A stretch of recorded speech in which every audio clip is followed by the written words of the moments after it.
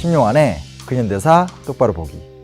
영화 더 플랜이 개봉되면서 2012년 대선에 대한 부정선거 논란이 가열되고 있습니다. 사실 우리 역사에서는 온갖 종류의 다양한 선거 왜곡이 시도되었습니다. 공무원과 정치 깡패를 동원하거나 국가정보기관 혹은 군부대가 정치에 개입하여 영향력을 행사하려고 한 것은 물론이고, 선거인단이나 개표 과정 등의 비밀리에 관여하여 본인들이 얻고자 하는 선거 결과를 조작하기도 했습니다.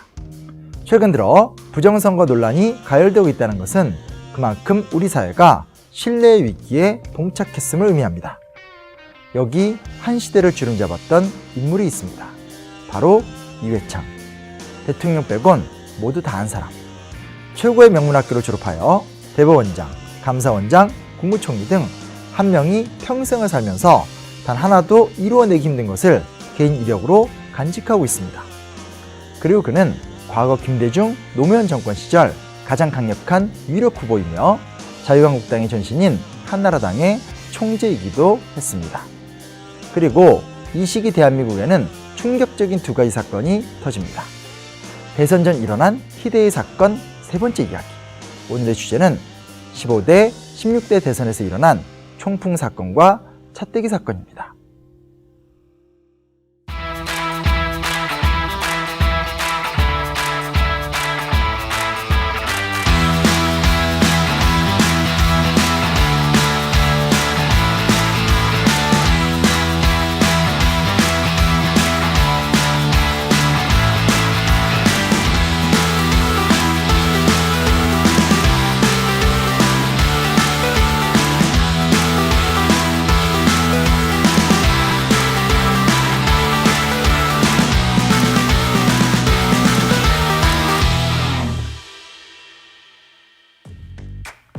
(1997년) 총풍 사건.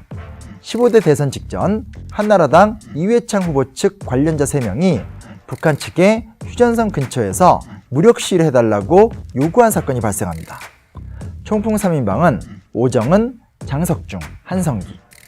오정은 청와대 민정비서관실 행정관은 이회창 후보를 지원하기 위한 비밀 조직을 만들었으며, 한성기와 함께 이회창 후보를 지원하기 위해서 대선 전략 보고서를 작성하기도 합니다. 대북 사업가이자 안기부 정보원이었던 장석중은 오정은에게 정보를 제공하면서 친분을 유지해온 인물입니다.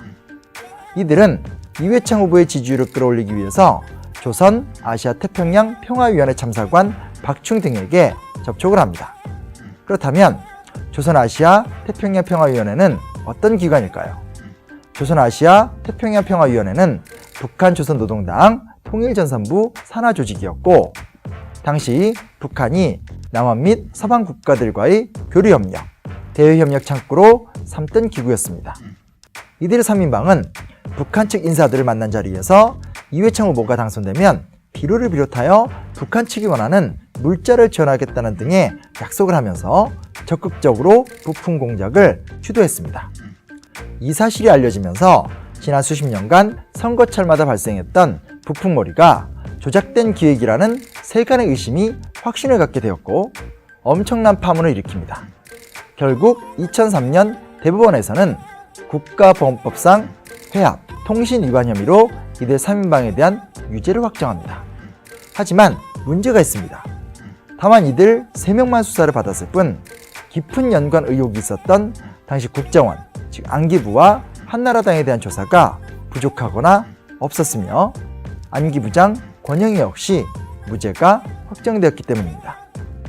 당시 안기부장 권영희는 사건의 전모를 알고 있고 일부 수사를 진행했음에도 불구하고 추가 수사 지시를 하지 않거나 여러 불법 행위를 방조했다는 의혹이 수두룩했기 때문입니다. 결국 몸통은 빠지고 깃털만 처벌받았다는 세간의 비판 속에 총풍 사건은 이 정도 수준에서 종결되고 맙니다. 그로부터 5년 후 16대 대선을 앞두고 과연 어떤 일이 일어날까요? 대세론을 등에 업고 이회창 후보는 여당의 노무현 후보와 두 번째 대선을 치릅니다. 정부가 재벌을 압박하여 엄청난 불법 정치 자금을 모으고 선거 자금으로 활용해왔던 전통은 오래되었습니다. 하지만 1990년 김영삼 정부 당시 금융실명제가 실시되면서 이런 식의 정치자금 조달에 문제가 생긴 것입니다. 급기야 2002년 한나라당에서는 찻대기라는 희한한 발상을 통해 불법적으로 정치자금을 조달하고 맙니다.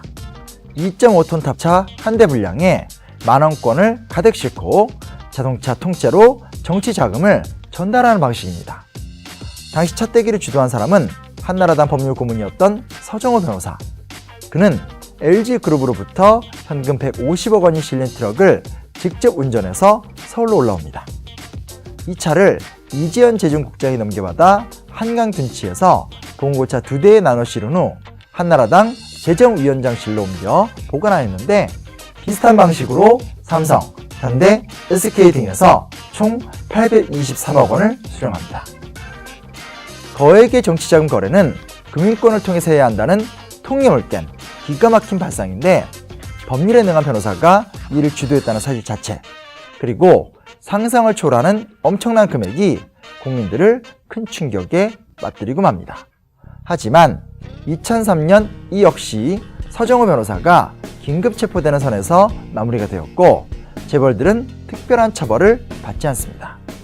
반공을 강조하면서 선거에서의 승리를 위해 북한을 끌어들이거나 안보를 강조하면서 안보 위기를 조장하는 작태, 어마어마한 돈을 불법적이고 편법적인 방법으로 지원하는 정치 관행, 정치권과 재벌들의 부정부패, 그리고 그 결과를 통해서 얻어지는 절대 권력.